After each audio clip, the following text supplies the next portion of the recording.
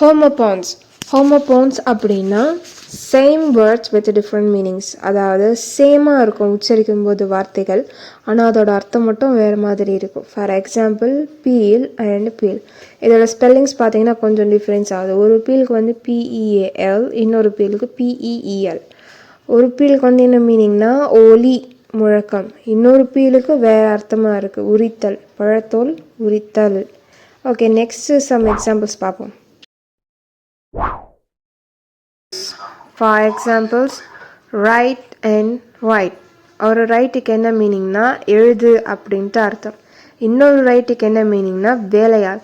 இதில் என்ன டிஃப்ரென்ஸ்னு பார்த்தீங்கன்னா அதில் வந்து WRIT, இதில் வந்து WRIGHT. அதில் T இருக்குது, இதில் GHTன்ட்டு இருக்குது. ஆனால் சேம் ப்ரொனவுன்சேஷன், ஒவ்வொன்றுத்துக்கும் வேறு மீனிங். அதுக்கப்புறம் add and odd. ஆட்னா சேர்க்கறது, ஓட்னா விந்தையான ஒரு விஷயம். ஓகே, இந்த எக்ஸாம்பிள்ஸில் உங்களுக்கு homophones. Next weight, wait, white. இது எல்லாமே வேறு வேறு பொருள் கொண்ட வார்த்தைகள், ஆனால் உச்சரிக்கும் போது ஒரே மாதிரி ப்ரொனவுன்சேஷன் வருது. ஃபர்ஸ்ட் வெயிட்டுக்கு என்ன அர்த்தம்னா எடை, இன்னொரு வெயிட்டுக்கு என்ன அர்த்தம்னா காத்திருத்தல், இன்னொரு ஒயிட்டுக்கு என்ன அர்த்தம்னா வெண்மை நிறம்.